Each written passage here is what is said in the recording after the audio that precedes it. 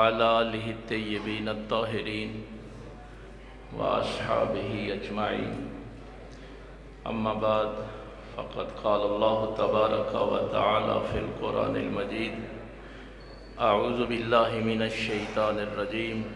بسم الله الرحمن الرحيم. كنتم خير أمة أخرجت للناس تأمرون بالمعروف وتنهون عن المنكر. آمنت باللہ صدق اللہ العظیم. بعد از حمد و صلاۃ نہایت واجب الاحترام بار اور بینچ کے معزز اراکین، خواتین و حضرات،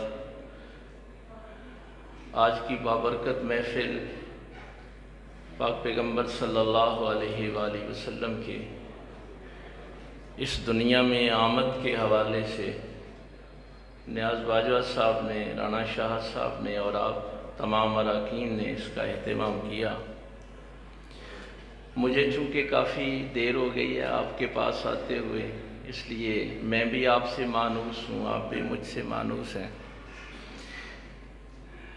ایک بنیادی چیز نبی پاک صلی اللہ علیہ وسلم اس دنیا میں تشریف لائے تو اس میں صرف مسلمان محققین نے ہی یہ بات نہیں کہی، بلکہ تمام غیر مسلم جو ہیں وہ بھی یہ بات کہتے ہیں کہ حضور کا سب سے بڑا معجزہ یہ ہے کہ نبی پاک صلی اللہ علیہ وسلم نے انسانیت کی، چونکہ رحمت للعالمین ہے نا، یہ ہمیں مسلمانوں کو پہلے یہ بات سمجھ لینی چاہیے کہ مشن اس وقت تک آپ کا کامیاب نہیں ہوتا جب تک آپ کا ویژن کلیئر نہ ہو.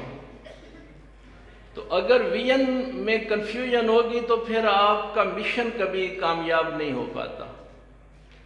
تو ویژن جو ہے وہ عالمین کا ہے، اللہ بھی رب العالمین ہے اور محمد الرسول اللہ صلی اللہ علیہ وسلم بھی رحمت للعالمین ہے. تو انسان اس وقت تک کبھی بھی کامیاب نہیں ہوتا جب تک اس کی فکر پاکیزہ نہ ہو. یہ بات اچھی طرح سمجھ لینی چاہیے اور ہر انسان کو سمجھ لینی چاہیے. آپ اچھا عمل کریں یا برا کریں، پہلے آپ کی فکر موجود ہوتی ہے، وہ فکر ہی اس عمل کا نتیجہ ہوتی ہے کہ آپ نے عمل اچھا کیا ہے یا برا کیا ہے. باقی تو اس دنیا میں فرعون بھی آئے، نمرود بھی آئے، انبیاء کرام بھی آتے رہے، یہ جنگ تو قیامت تک جاری رہے گی. تو نبی پاک صلی اللہ علیہ وسلم نے آ کے جو پہلی پاکیزگی عطا کی وہ فکری پاکیزگی تھی. جب تک انسان کی فکر پاکیزہ نہیں ہوتی اس کا عمل پاکیزہ نہیں ہو سکتا. تو فکر کی پاکیزگی جو ہے اس کو صداقت کہتے ہیں اور عمل کی پاکیزگی کو امانت کہتے ہیں. نبی پاک صلی اللہ علیہ وسلم کے میلاد کی بنیاد اور اس دین کی جو بنیاد ہے ان دونوں چیزوں پہ رکھی گئی ہے کہ صداقت اور امانت کے ساتھ ہی انسان بھی بہتر ہو سکتا ہے، معاشرہ بھی بہتر ہو سکتا ہے اور پھر آپ ورلڈ لیول پہ اس بات کو آگے پھیلا سکتے ہیں. اب یہ ممکن نہیں ہے. میں چونکہ پچھلے دنوں ایک کانفرنس تھی بین المذاہب ہم آہنگی کے لیے، وہاں ہمارے جو کرسچن دوست تھے انہوں نے ہمیں بلایا تھا، ہندو بھی تھے، سکھ بھی تھے. لیکن میں یقین جانیے یہ انتہائی شرمندگی ہوئی جب انہوں نے یہ بات کہی. انہوں نے کہا کہ مسلمانوں نے اپنے پیغمبر کو اپنا رہنما نہیں مانا. یہ غیر مسلموں نے سوال اٹھایا. وہ کہتے ہیں کہ مسلمانوں نے شعوری طور پہ نبی پاک صلی اللہ علیہ وسلم کو اپنا رہنما، اپنا راہبر نہیں تسلیم کیا. تو جب ہم نے ان سے یہ پوچھا کہ آپ یہ بات کیسے کہہ سکتے ہیں تو انہوں نے ایک بڑھیا بات کہی تھی. انہوں نے کہا کہ یہ کیسے ممکن ہے کہ کسی قوم کا رہنما محمد ہو اور وہ قوم ناکام ہو جائے. یہ کیسے ممکن ہے کہ رہبر و رہنما محمد الرسول اللہ کی ذات ہو اور اس وقت دنیا میں 57 اسلامی ممالک موجود ہوں اور وہ سارے ناکام ہو جائیں؟ تو اس لیے یہ جو فکری بات ہے، اصل میں ہم فکری لحاظ سے وہاں تک پہنچے ہی نہیں ہیں۔ وہ جو بات اکثر میں شاید پہلے بھی کسی موقع پہ آپ سے عرض کی تھی کہ اس وقت پوری دنیا میں انسانوں کو 3 حصوں میں تقسیم کیا جاتا ہے۔ یہ جو ہماری 10,000 سال کی تاریخ جس کو اب اتھینٹک کہا جاتا ہے، کچھ 5,000 سال کی تاریخ کو کہتے ہیں، تو انسانوں کو 3 حصوں میں تقسیم کیا جاتا ہے۔ ایک وہ انسان ہے جو ایک اللہ پہ یقین رکھتے ہیں، ایک اللہ کے خالق ہونے پہ یقین رکھتے ہیں۔ ایک وہ ہے جو ایک سے زیادہ خداؤں کو مانتے ہیں، جنہیں آپ مشرکین کہتے ہیں۔ ہندوازم میں وہی چیزیں چلتی ہیں۔ اور تیسرے وہ انسان ہیں جو نہ ایک اللہ کو مانتے ہیں نہ ایک سے زیادہ خداؤں کو مانتے ہیں۔ ان کو ہم مادی تہذیب کہتے ہیں۔ وہ کہتے ہیں بس ایک حادثہ ہوا، یہ کائنات وجود میں آئی اور ہر چیز اپنی ایک جو طبی عمر ہے وہ پوری کرتی ہے اور چلی جاتی ہے۔ تو وہ کسی نہ ایک خدا کو مانتے ہیں نہ ایک سے زیادہ خداؤں کو مانتے ہیں۔ لیکن ایک بنیادی چیز بڑی اہم ہے کہ وہ تہذیبیں ایک خدا کو ماننے والی ہوں، ایک سے زیادہ خداؤں کو ماننے والی ہوں، یا وہ کسی خدا کو نہ مانتی۔ ایک چیز کامن ہے، یہ تینوں تہذیبیں یہ کہتی ہیں کہ کوئی بھی تہذیب سروائیو نہیں کر سکتی علم کے بغیر۔ ایک خدا کو ماننے والے بھی کہتے ہیں کہ علم کے بغیر سروائیول نہیں ہے۔ ایک سے زیادہ خداؤں کو ماننے والے بھی اس نقطے پہ پہنچ گئے ہیں کہ علم کے بغیر سروائیول نہیں ہے، اور مادی تہذیبیں بھی یہی کہتی ہیں۔ تو یہ ایک مشترک نقطہ ہے کہ علم کے بغیر نہ کوئی فرد سروائیو کر سکتا ہے، نہ خاندان سروائیو کر سکتا ہے، نہ کوئی معاشرہ سروائیو کر سکتا ہے، نہ کوئی تہذیب سروائیو کر سکتی۔ لیکن آکسفورڈ یونیورسٹی کا پروفیسر گبن ایک بڑا جملہ لکھتا ہے، 5 جلدوں پہ ہے یہ تاریخ، میں آپ کو ریکمینڈ کروں گا کہ اس کو ضرور پڑھیں۔ اس نے کہا محمد الرسول اللہ صلی اللہ علیہ وسلم کا ایک احسان ہے اس کائنات پہ۔ ایک عیسائی نے یہ بات کہی، اس نے کہا احسان ہے۔ کیوں؟ یونانی تہذیب علمی تہذیب تھی، رومی تہذیب علمی تہذیب تھی، مصری تہذیب علمی یہ اعلان نبوت سے پہلے کی تہذیب ہے۔ وہ کیوں ختم ہو گئی؟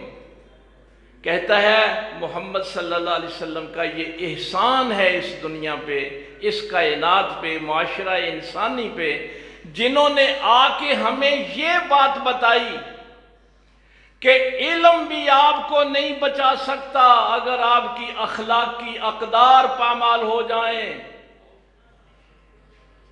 نبی پاک صلی اللہ علیہ وسلم کو قرآن نے بھی کیا کہا کہ اخلاق کے اعلیٰ معیار پہ انما بعثت لاتمم مکارم الاخلاق، میری تو بعثت ہی اس لیے ہوئی ہے کہ یہ جو گری ہوئی انسانیت ہے ان کو اخلاقیات کے اعلیٰ معیار پہ کھڑا کر دیا جائے۔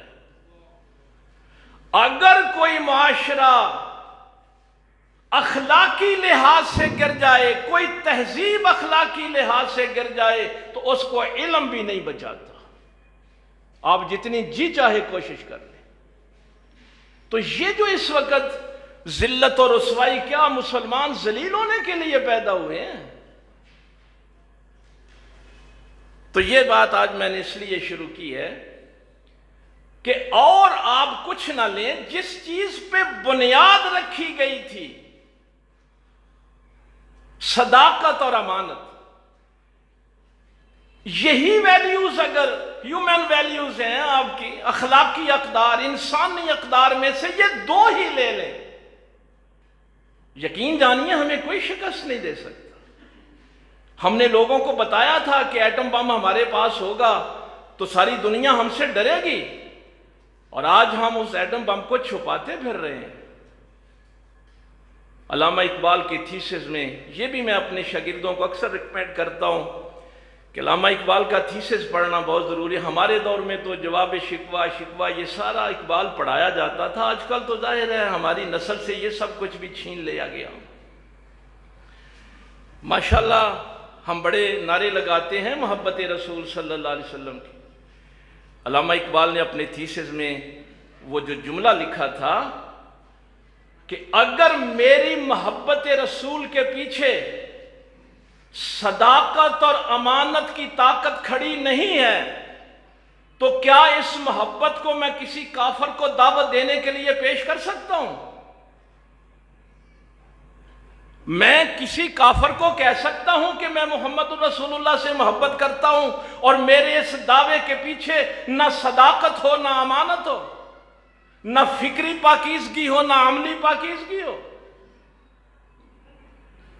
اور اقبال نے تو اگلا بڑا سخت جملہ کہا تھا کہ تیرا تو وہ ایمان جو ہے اس کے بھی ضائع ہونے کا خطرہ ہے جس کے پیچھے پیغمبر کی اخلاقی اقدار کی طاقت کھڑی نہ ہو۔ تو یہ امت بہترین امت، آج اس آیت کا میں نے انتخاب اس لیے کیا۔ ویسے تو میں 2006 سے یہاں آ رہا ہوں، 16-17 سال ہو گئے آپ سے مخاطب ہوتے ہوئے۔ اللہ نے فرمایا تم بہترین امت ہو۔ کیوں بہترین امت ہو؟ اخرجت للناس تامرون بالمعروف وتنہون عن المنکر۔ پہلے جو نبی کام کرتے تھے اچھائی کے ساتھ کھڑے ہونا اور برائی کے سامنے کھڑے ہونا، یہ ہیں دو چیزیں ہمارے بہترین امت ہونے کی۔ ہم میں سے کتنے لوگ ہیں جنہوں نے یہ فیصلہ کیا ہے کہ میں جھوٹ کے سامنے کھڑا ہوں گا، میں بددیانتی کے خلاف کھڑا ہوں گا؟ ہمارے اندر جب تک یہ دونوں چیزیں فکری پاکیزگی اور عملی پاکیزگی نہیں آتی، ہم دنیا کے سامنے کبھی بھی اس دین کو… ایک بات، میں اس دن پنجاب یونیورسٹی میں تھا، ہمارے کچھ انٹلیکچوئلز نے ناروے اور سویڈن میں رابطہ کیا، پروفیسر حضرات سے کیا کہ یار ہم نے کبھی عیسیٰ علیہ السلام کے خاکے بنائے ہیں؟ ہم نے کبھی کسی پیغمبر کی توہین کی ہے؟ تو یہ آپ کے معاشروں میں کیوں ہوتا ہے کہ آپ ہمارے پیغمبر کی توہین کرتے ہیں؟ انٹلیکچوئل لیول پہ یہ بات ہم نے اٹھائی اور انہوں نے آگے سے یہ جواب دیا تھا کہ تم نے اپنے نبی کی تعلیمات کو مانا ہی نہیں ہے۔ ایک سکھ کے مذہب کی توہین اس لیے نہیں ہوتی کہ ایک سکھ اپنے مذہب کے ساتھ وفادار ہے، ایک ہندو اپنے مذہب سے وفادار ہے۔ تم نے شعوری طور پہ اپنے پیغمبر کی تعلیمات کو تسلیم ہی نہیں کیا۔ یار یہ کیسے ممکن ہے؟ ایک بندہ آ کے پوچھتا ہے، کہتا ہے یا رسول اللہ صلی اللہ علیہ وسلم کیا مومن بزدل ہو سکتا ہے؟ سرکار فرماتے ہیں ہاں ہو سکتا ہے، یہ انسان کے اندر کمزوریاں ہیں۔ وہ ایک لمبی روایت ہے، وہ گناہ گنتا گیا، یا رسول اللہ صلی اللہ علیہ وسلم فلاں غلطی فلاں غلطی فلاں غلطی۔ سرکار نے فرمایا اللہ نے توبہ کا دروازہ اسی لیے کھولا ہے کہ انسان سے غلطی ہو جائے تو وہ معافی مانگ لے، توبہ کر کے پلٹ آئے۔ آخر میں اس نے پوچھا، اس نے کہا یا رسول اللہ صلی اللہ علیہ وسلم کیا مومن جھوٹا ہو سکتا ہے؟ سرکار نے فرمایا نہیں، باقی گناہ مومن سے ہو سکتے ہیں، مومن کبھی جھوٹا نہیں ہو سکتا۔ اس لیے کہ اس کا پیغمبر سچا ہے، اس کا خدا سچا ہے، اس کا قرآن سچا ہے، اس کا دین سچا ہے۔ اتنے سچوں کا ماننے والا جھوٹا کیسے ہو سکتا ہے؟ اور جو قوم یہ کہے کہ جھوٹ نہ بولیں تو ہمارا کاروبار نہیں چلتا، اس کا پیغمبر سے تعلق بھی کیا ہے؟ کیا تعلق ہے اس قوم کا پاک پیغمبر صلی اللہ علیہ وسلم کے ساتھ؟ لوگ کہتے ہیں آپ 1400 سال پچھلے کی مثالیں دیتے ہیں۔ میں تو 6ٹھی کلاس میں پڑھتا تھا جب میں نے اپنے اسکول کی لائبریری میں شاب نامہ پڑھ لیا تھا۔ یار کم از کم اپنے ملک کی تاریخی آدھی جو ہے وہ دیکھ لیں۔ ہم اتنے برے نہیں تھے۔ شاب صاحب کی 2 باتیں شاب نامے میں لکھی ہوئی ہیں، میں سنی سنائی بات کا قائل نہیں ہوں، میں پڑھ کے بات کرنے کا قائل ہوں۔ شاب صاحب فرماتے ہیں کہ جب یہ مہاجرین آئے تو وہ لمٹ پہ وہ سائن کرنے ہوتے تھے اتنی کسی کی زمین اور یہ معاملات ادھر سے جو مہاجرین آئے تھے ان کی جائیدادوں کے. شاپ صاحب فرماتے ہیں ایک دن ایک بندہ میرے پاس آیا تو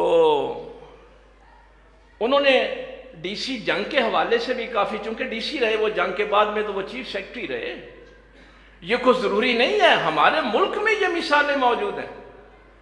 کہنے لگے انہوں نے کلیم لکھا تھا 2000 کا کہ میری ہندوستان میں ایک مشین تھی آٹا پیسنے والی یا اس طرح کی، تو وہ 2000 روپیہ انہوں نے کلیم لکھا. یہ شاپ نامے میں لکھی ہوئی ہے بات کہ مسلمانوں کا اخلاقی معیار کیا تھا. یہ میں کو 2-3 صدیاں پچھلی بات نہیں آپ کو بتا رہا، یہ 1947 کی بات بتا رہا ہوں. تو شاپ صاحب کہتے ہیں کہ میں نے ان سے کہا کہ ہماری پالیسی یہ ہے کہ ہم 5000 سے کم کا کلیم جو ہے نا وہ پاس نہیں کرتے. تو بابا جی آپ ایسا کریں کہ اس کلیم پہ لکھ کے لائیں کہ آپ کی مشین 5000 روپے کی تھی، تو پھر میں آپ کا کلیم پاس کر سکتا ہوں. 2000 کا کلیم پاس نہیں ہوتا، کم از کم 5000 ہونا چاہیے. تو شاپ صاحب کہتے ہیں کہ اس بابا جی نے میری طرف دیکھا اور کہا باؤ جی تم بھی کتنے سادہ آدمی ہو، میں نے 2000 کی مشین جو ہے نا وہ 3000 میں خریدی تھی، لیکن جب مشین چلتی ہے تو اس کی قیمت کم ہوتی ہے، زیادہ نہیں ہوتی. تو جب میری مشین چلتی رہی ہے تو میں نے کلیم 2000 کا لکھا اس لیے ہے کہ اب وہ مشین ظاہر ہے 3000 کی تو نہیں رہی. تو جب میری مشین چلتی رہی ہے تو اس کی قیمت بڑھ کیسے گئی؟ میں 5000 نہیں لکھ سکتا. میں نے کہا بابا جی آپ کے پاس اور کوئی روزگار بھی نہیں ہے، آپ کیا کریں گے؟ اس نے کہا نہیں، میرا رب اللہ ہے میرا پالنے والا، لیکن میں جھوٹ بول کے کبھی کوئی چیز نہیں لوں گا. یہ معیار تھا ہمارا 1947 میں بھی. شاپ صاحب نے یہاں ایک بڑا جملہ لکھا، کمال کا جملہ لکھا. فرماتے ہیں میں نے اس کی درخواست واپس کر دی، میں تو بابا جی کو کچھ نہ دے سکا لیکن وہ مجھے بہت کچھ دے گئے. تو یہ دینے والے کو ضروری نہیں ہے کہ ایسے ہی ہوتے. دوسری مثال انہوں نے جو اس امانت اور دیانت کی لکھی، یہ میں اپنے نوجوان ساتھیوں کو اس لیے کہنا چاہتا ہوں کہ ہم اتنے گرے ہوئے لوگ نہیں تھے. جس سٹیج پہ آج ہم کھڑے ہو گئے کہ نہ ہماری فکر میں صداقت رہی ہے نہ ہمارے عمل میں امانت رہی ہے. کہتے ہیں کہ اس وقت پینشن نہیں تھی.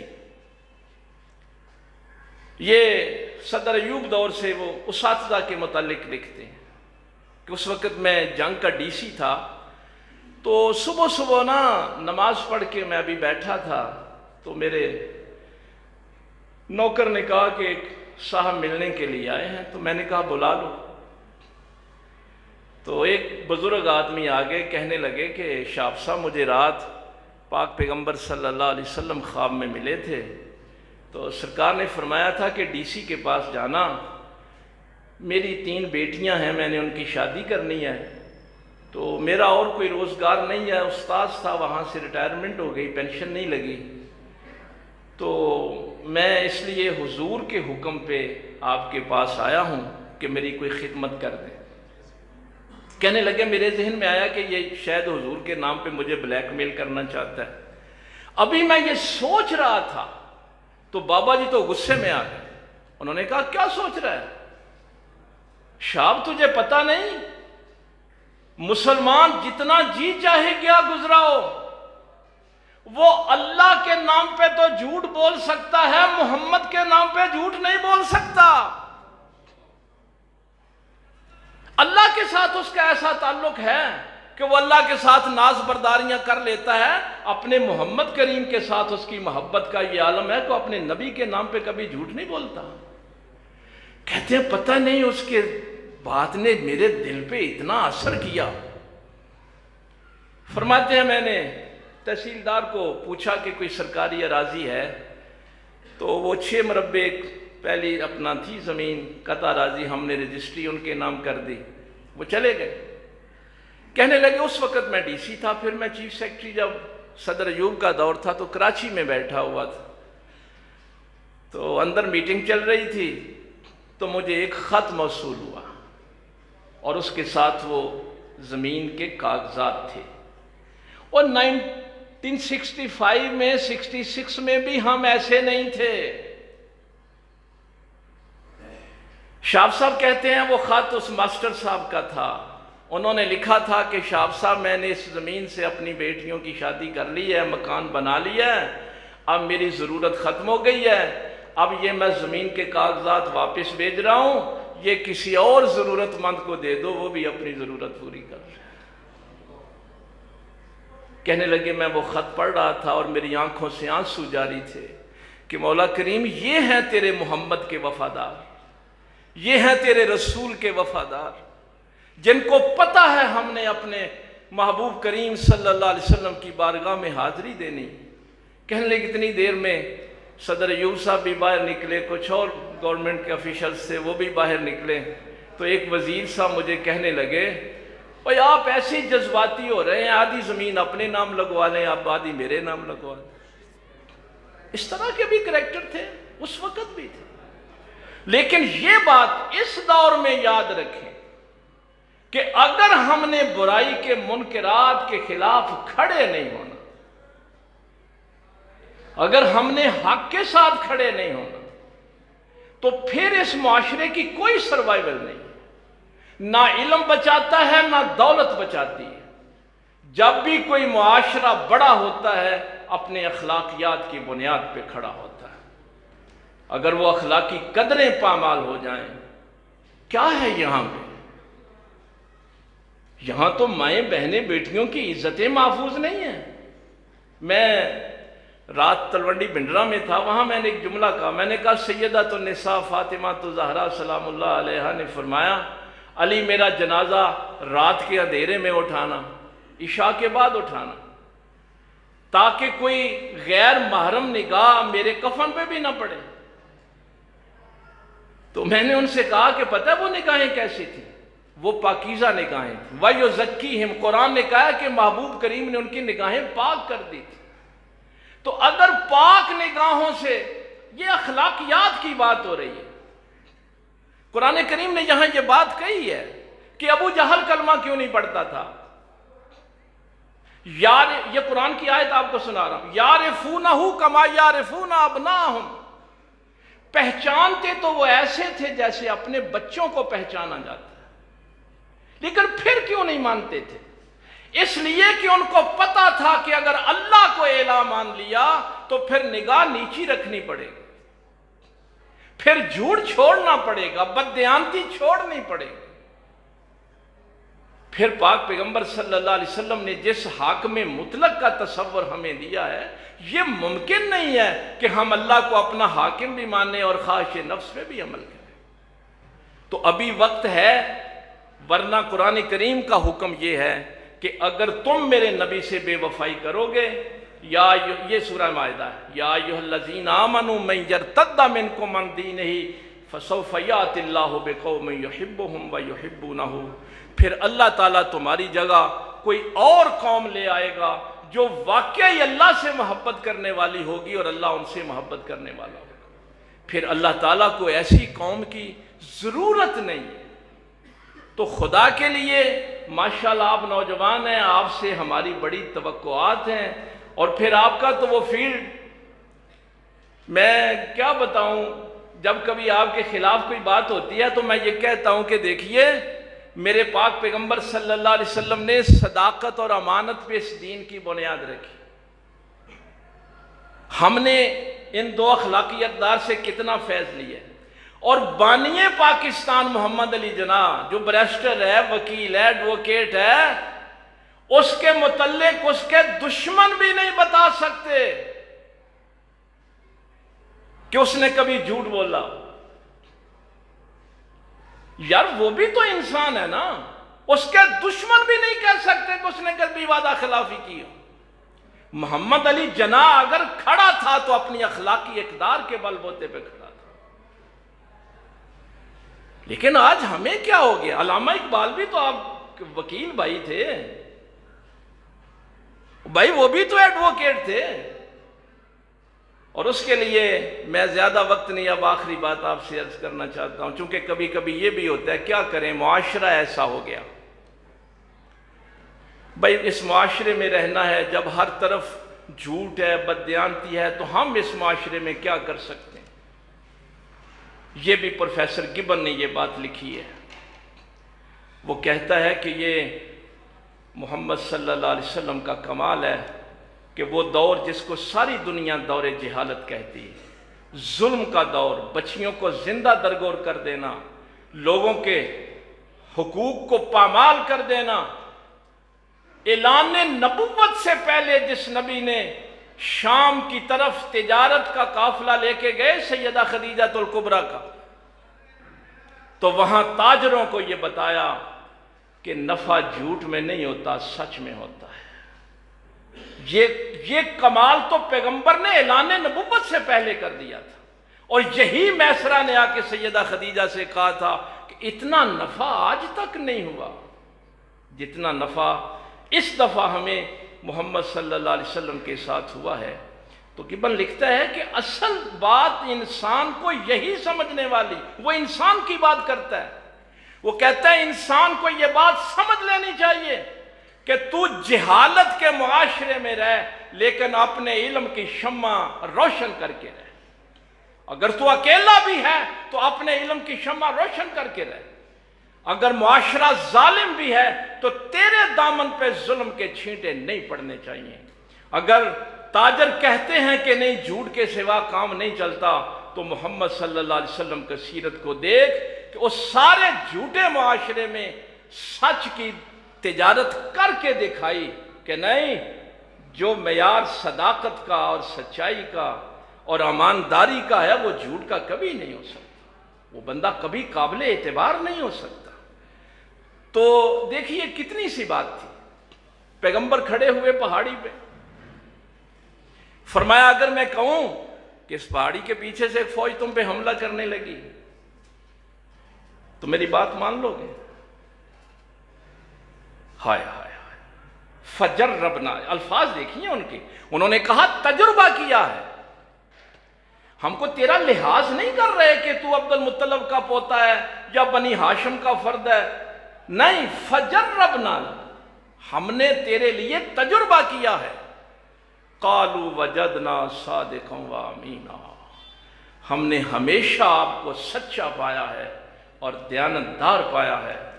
اب رہی یہ بات، یہ اگلا جملہ پتہ نہیں کیوں نہیں سنایا جاتا۔ دیکھیے ایک بندہ یہاں چھت پہ کھڑا ہو، وہ ہمیں آ کے خبر دے کہ باہر فلاں شخص آیا ہے، تو ہم کہیں گے کہ ہم نے کون سا دیکھا، وہ بلند جگہ پہ کھڑا ہے، میں نیچے کھڑا ہوں، میں کون سا دیکھ رہا ہوں۔ کمال یہ تھا کہ پہاڑی کے پیچھے نظر آ رہا ہے کہ فوج نہیں ہے، یہ تھا کمال، کہ پہاڑی کے پیچھے نظر آ رہا ہے کہ فوج نہیں ہے۔ اس لیے سرکار پوچھ رہے ہیں کہ میری اس بات کا اعتبار کرو گے؟ تو وہ کہہ رہے ہیں کہ ہم نے 40 سال تجربہ کیا ہے، آپ نے کبھی جھوٹ نہیں بولا، آپ کو ہمیشہ صادق اور امین پایا ہے۔ اب اگرچہ ہمیں یہاں فوج نظر نہیں آ رہی، یہ آپ کے پیغمبر کا معیار ہے، اگرچہ ہمیں یہاں فوج نظر نہیں آ رہی تو ہم سمجھتے ہیں کہ یہ ہماری آنکھوں کی غلطی ہے، محمد جھوٹ نہیں بولتا۔ یہ ہے اعتبار محمد صلی اللہ علیہ وسلم۔ تو اس امت کے لیے بھی یہی چیزیں ہیں کہ ایک تنہا آدمی، یقین جانیے کبھی آپ تاریخ پاکستان پڑھیں نا، 1937 کے جو الیکشن تھے وہ مسلم لیگ نے کانگریس کے ساتھ مل کے لڑے تھے، 37 کے جو الیکشن، اور فیصلہ یہ ہوا تھا کہ 8 صوبوں میں کانگریس حکومت بنائے گی، 3 صوبوں میں مسلم لیگ حکومت بنائے گی، اور ہمیں صرف 3% ووٹ پڑے، اور کانگریس جو ہے وہ انہوں نے کہا کہ آپ کو تو ووٹ ہی نہیں پڑے، اس لیے اب 11 صوبوں میں ہم خود حکومت بنائیں گے۔ 37 کا یہ حال ہے، اور 1946 میں وہی محمد علی جناح 90% سیٹیں جیت کر پاکستان بنا دیتا ہے۔ 37 سے 46 تک یہ سچائی کی طاقت ہوتی ہے، یہ دیانتداری کی طاقت ہوتی ہے۔ اور مخالفت پتہ کیا تھی؟ صوبہ سرحد کا وزیر اعلیٰ مخالف ہے، یہاں جو سکندر حیات تھا وہ تو کہتا تھا بمبئی کے اس وکیل کو کون سمجھائے سیاست کیا ہوتی ہے، پنجاب کا وزیر اعلیٰ اینٹی تھا عبدالصمد اچکزئی، اور ادھر پھر یہ اسلامی جو تحریکیں تھیں ابوالکلام آزاد مخالف کھڑا ہوتا تھا، علماء ہند مخالف کھڑے ہوتے تھے، یعنی مذہبی طاقتیں بھی مخالف اور سیاسی طاقتیں بھی مخالف۔ بھروسہ تھا تو ایک سادہ سی کالی کملی والے کا۔ فاطمہ جناح نے لکھا ہے، اور اس کو سردار عبدالرب نشتر بیان کیا کرتے تھے کہ فاطمہ جناح سے جب پوچھا گیا کہ تیرے بھائی کے اندر یہ محبت رسول کی شمع، انہوں نے کہا میرے بھائی کی عمر 22 سال تھی جب یہ بیرسٹر بننے کے لیے گئے۔ تو عیسائیوں کا ایک وہ کرسمس پہ نا ایک بیل سی وہ سجاتے ہیں اپنے دروازوں پہ، تو اس بیل کے اندر سے جو نوجوان گزرے نا، آگے سے دو شیزائیں لڑکیاں کھڑی ہوتی تھیں، وہ اس کو معانقہ کرتی، بوسو کنار کرتی۔ تو فاطمہ جناح فرماتی ہیں میرے بھائی کو اس بات کا علم نہیں تھا اور عمر 22 سال تھی، تو وہ ایک دروازے میں سے ایسے گزرے تو آگے ایک دوشیزہ نے ایک لڑکی نے نا باہوں میں لے لیا، تو میرا بھائی پیچھے ہٹ گیا۔ اس نے کہا نوجوان تجھے کیا ہوا؟ اس نے کہا مجھے میرے رسول سے حیا آتی ہے، میں اپنے محمد کریم سے حیا کرتا ہوں کہ کل قیامت والے دن اپنے نبی کو کیا منہ دکھاؤں گا۔ اور پھر خواجہ ناظم الدین نے جو بات لکھی ہے کہ جب آپ نے گورنر جنرل کا حلف اٹھایا تو میں نے آگے بڑھ کے کہا مبارک ہو، تو قائد اعظم غصے میں آ گئے، انہوں نے کہا کس بات کی؟ خواجہ ناظم الدین فرماتے ہیں میں تھوڑا سا پیچھے ہٹ گیا، میں نے کہا جی وہ آپ نے ایک سٹرگل کی تھی، ایک ملک بنایا، تو وہ آپ کو مبارک دے رہا ہوں۔ آج کل تو آپ عہدوں کی بڑی مبارکیں دیتے ہیں نا، قائد اعظم اس کے مخالف تھے۔ تو خواجہ ناظم الدین کہتے ہیں میں نے کہا کہ آپ کی وہ سٹرگل کامیاب ہو گئی، تو کہتے ہیں قائد اعظم کی آنکھوں میں آنسو آ گئے، کہنے لگے یہ مجھے قیامت والے دن مبارک دینا جب میں اپنے پیغمبر کے سامنے کھڑا ہوں گا اور میرے رسول فرمائیں ویل ڈن محمد علی ویل ڈن، تو نے میری امت کے لیے واقعی کوئی کام کیا ہے، کوئی کام کر جائیں امانت کا، صداقت کا۔ پاک پیغمبر صلی اللہ علیہ وسلم کی وہ محبت جس کے پیچھے قائد اعظم کے پیچھے محبت ہی نہیں تھی، امانت اور دیانت کی اخلاقی طاقت بھی کھڑی تھی۔ میرا محمد علی جناح اس لیے اس دنیا میں کامیاب انسان تھا۔ تو اللہ تعالیٰ آپ کو بھی جو کچھ سنایا ہے اس پہ غور و فکر کی توفیق دے۔ وآخر دعوانا ان الحمدللہ رب العالمین۔